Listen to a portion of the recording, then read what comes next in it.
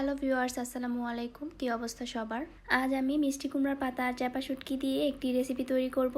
মিষ্টি কুমড়ার পাতা ছাড়াও যে কোনো শাক দিয়ে আপনারা এই রেসিপিটি তৈরি করে নিতে পারবেন। যেহেতু আমি মিষ্টি কুমড়ার পাতা দিয়ে রেসিপিটি তৈরি করব, তাই আমি এখানে কয়েকটি মিষ্টি কুমড়ার পাতা নিয়েছি আর এর উপরের যে শক্ত অংশটা আছে সেটাকে ফেলে দিয়েছি।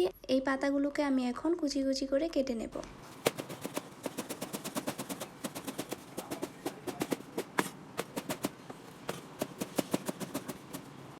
সবগুলো পাতা আমি কেটে নিয়েছি। এখানে আমি দুটি চাপা শুটকি নিয়েছি আর এগুলো পোয়া মাছের চাপা শুটকি। আপনারা চাইলে এখানে পুঁটি মাছের চাপা শুটকি দিয়েও এই রেসিপিটি তৈরি করতে পারেন। এই পর্যায়ে একটি প্যানে পরিমাণ মতো তেল দিয়ে দেব। আর শুটকির ভুনাতে কিন্তু তেল একটু বেশিই লাগে, তাই আমি একটু বেশি করে তেল দিয়েছি। এবার এর মধ্যে দিয়ে দেব রসুন কুচি আর পেঁয়াজ কুচি। এরপর এগুলোকে কিছুক্ষণ ভেজে নেব।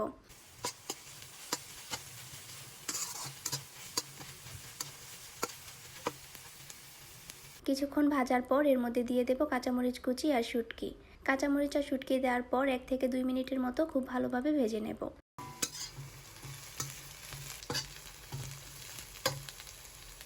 এভাবে 1 থেকে 2 মিনিট ভাজার ফলে শুটকিগুলো গলে যাবে এবং এর ভেতর থেকে কাঁটাগুলো বের হয়ে আসবে। এরপর সবগুলো কাঁটা বেছে বেছে ফেলে দেব। সবগুলো কাটা বেছে ফেলে দেওয়ার পর এর মধ্যে 1/2 চা চামচ রসুনের গুঁড়ো দিয়ে দেব। আপনারা চাইলে এখানে রসুন বাটাও দিতে পারেন। এরপর দিয়ে দেব 1/2 চা চামচ হলুদের গুঁড়ো আর 1.5 চা চামচ মরিচ। যেহেতু শুটকি দিয়ে এই রেসিপিটি তৈরি করব, তাই এখানে মরিচের পরিমাণটা একটু বাড়িয়ে দিয়েছি। এরপর দিয়ে দেব 1 চা চামচ লবণ। এবার সবগুলো মশলা নেড়েচেড়ে মিশিয়ে নেব।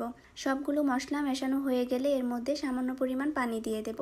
এরপর একটু সময় নিয়ে মশলাগুলো ভালোভাবে কষিয়ে নেব।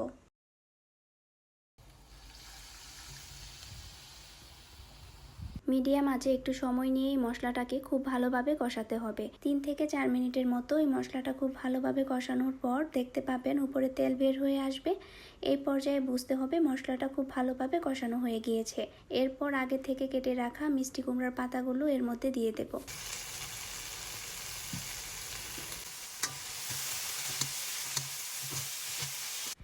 মিষ্টি কুমড়ার পাতা দেওয়ার পর 4 থেকে 5 মিনিটের মতো এটাকে রান্না করে নেব। এই অবস্থায় কোনো পানি দেব না, এভাবেই অনবরত নেড়েচেড়ে এটাকে রান্না করে নিতে হবে। এভাবে কিছুক্ষণ রান্না করার পর যখন পাতার কালারটা চেঞ্জ হয়ে আসবে, সবুজ থেকে কিছুটা কালো হয়ে আসবে, তখন বুঝতে হবে পাতাগুলো সিদ্ধ হয়ে গিয়েছে। এই পর্যায়ে ঢাকনা দিয়ে ঢেকে রাখার কোনো প্রয়োজন নেই।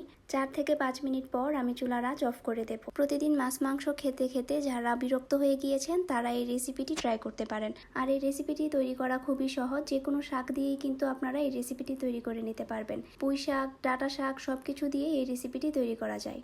ধোয়া ওঠা গরম ভাতের সাথে এই রেসিপিটি খুবই ভালো লাগে। যারা শুটকি খেতে পছন্দ করেন তারা একবার হলেও বাড়িতে এই রেসিপিটি ট্রাই করবেন। আমার আজকের ভিডিওটি এই পর্যন্তই। আমার এই ভিডিওটি আপনাদের কেমন লেগেছে তা অবশ্যই কমেন্ট করে জানাবেন। আর এই রেসিপিটি ভালো লাগলে বাসায় ট্রাই করবেন। আজকে এই পর্যন্তই। সবাই সুস্থ থাকবেন, ভালো থাকবেন। আল্লাহ হাফিজ।